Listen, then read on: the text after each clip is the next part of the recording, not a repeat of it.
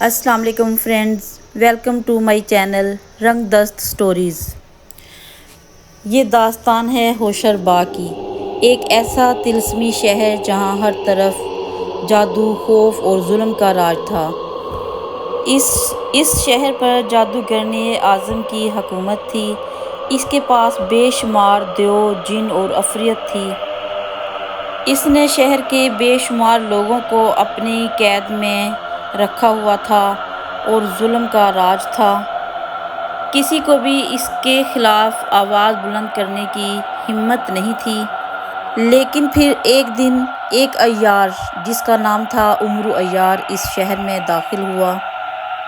اس کے پاس ایک زنبیل، ایک زنجیر سلیمانی اور حق کا نور تھا۔ امرو عیار ہوشر باغ کے پہلے دروازے پر پہنچا۔ اس کے نیچے خون کے دریا بہہ رہے تھے۔ ہوا میں چیخوں کی آوازیں گونج رہی تھیں۔ جادوئی جنگل اور سانس لیتے ہوئے درختوں سے امرو عیار کا سامنا ہوا۔ یہ جادوگرنی کے طلسم کا سرچشمہ تھا کہ بڑے بڑے درخت خوفناک ہیبت پیدا کر رہے تھے اور امرو عیار کو محل کے اندر جانے سے روک رہے تھے۔ جیسے ہی امرو عیار نے اپنی زنبیل کا منہ کھولا، چاروں طرف سے چیخنے کی آوازیں آنے لگیں۔ جادوگرنی کا سب سے بڑا خطرناک سپاہی افراسیاب تھا، جو کہ آگ سے بنا ہوا تھا۔ افراسیاب آگ سے بنا ہوا تھا اور اس نے بے شمار بستیاں جلا رکھی تھیں۔ افراسیاب غصے سے امرو عیار کے سامنے آیا اور زمین کانپنے لگی۔ امرو عیار نے اپنا سلیمانی آئینہ نکالا اور افراسیاب کے سامنے کر دیا۔ افراسیاب کا عکس آئینے میں قید ہو گیا اور افراسیاب کی طاقت کمزور پڑ گئی۔ امرو عیار نے زنجیر سلیمانی بلند کی اور افراسیاب کے سر پر دے ماری۔ جیسے ہی سلیمانی زنجیر افراسیاب کو لگی، افراسیاب کا طلسم ٹوٹ گیا اور افراسیاب زمین پر گر گیا۔ افراسیاب زمین پر ڈھیر ہوا اور امرو عیار محل کی طرف چل پڑا۔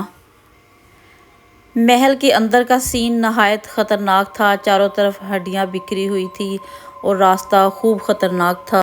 دیواروں پر جالے لگے ہوئے تھے اور فضا میں خوف پھیلا ہوا تھا۔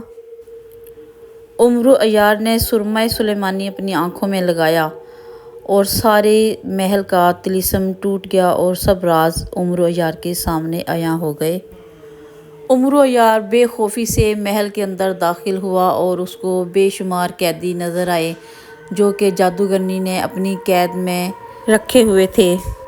امرو عیار نے قیدیوں کو تسلی دی اور ان کی آنکھوں میں ایک امید کی روشنی جاگ اٹھی۔ وہ جان گئے کہ طلسم کا وقت ختم ہونے والا ہے۔ آخر کار امرو عیار تخت سیاہ تک پہنچ گیا۔ جادوگرنی نے کہا، کوئی بھی میرے ظلم کو ختم نہیں کر سکتا۔ لیکن امرو عیار نے کہا کہ ظلم ہمیشہ ختم ہوتا ہے جادوگرنی۔ آسمان سے عفریت اترنے لگی اور سخت مقابلہ شروع ہوا۔ امرو عیار نے زنبیل کھولی، اس میں سے نور کا طوفان نکلا۔ وہ نور ہر جادو کو ختم کرتا چلا گیا۔ جادوگرنی کے سپاہیوں کے سروں سے طلسمی حلقے ٹوٹ گئے۔ جادوگرنی کمزور پڑنے لگی، اس کا سایہ سکڑتا جا رہا تھا۔ امرو عیار آگے بڑھا۔ اس نے زنجیر سلیمانی جادوگرنی کی طرف پھینکی۔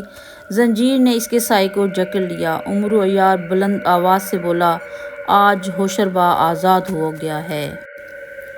رات گہری ہو چکی تھی، آسمان پر کالے بادل چھائے ہوئے تھے اور ہوشر باغ کی سرزمین عجیب سرگوشوں سے گونج رہی تھی۔ امرو عیار اپنے جادوئی زنبیل اور طلسمی ٹوپی کے ساتھ ابھی روانہ ہونے ہی والا تھا۔ اچانک جادوگرنی کی آواز ہوا میں گونجی، میرا طلسم کوئی ختم نہیں کر سکتا، مجھے کوئی کچھ نہیں کہہ سکتا، میرا کوئی کچھ نہیں بگاڑ سکتا۔ امرو عیار شہر کے بیچوں بیچ ایک نیلا شعلہ چمک رہا تھا۔ امرو عیار اس شعلے کے پاس گیا جہاں بہت سارے دیو کھڑے ہوئے تھے۔ عمر عیار نے اپنی چالاکی سے ان دیوں کو بے ہوش کیا۔ عمر عیار مسکرایا اور اپنی زنبیل سے چاندی کی شیشی نکالی۔ اچانک زوردار چیخ ہوا میں گونجی اور وہ شعلہ جادوگرنی میں تبدیل ہو گیا۔ عمر عیار نے اپنی سلیمانی زنجیر کو ہوا میں گھمایا اور جادوگرنی کو چاندی کی شیشی میں قید کر لیا۔ دروازے کے پیچھے ایک اندھیرا شہر تھا جہاں ہزاروں خاموش سپاہی کھڑے تھے اور ان کے درمیان ایک نقاب پوش جادوگر تخت پر بیٹھا آہستہ آہستہ آنکھیں کھول رہا تھا۔ اس جادوگر کو بھی جادوگرنی نے قید کر رکھا تھا۔ سب آزاد ہو گئے اور دھواں چاروں طرف پھیل گیا۔ اس دھوئیں میں عمر عیار غائب ہو گیا اور داستان ختم ہوئی۔ پیارے دوستو، پیارے بچوں، آپ کو کہانی کیسی لگی؟ میرے چینل کو ضرور سبسکرائب کرنا، ویڈیو کو لائک کرنا اور شیئر کرنا۔ اب کر دیتے ہیں اللہ حافظ، بائے بائے۔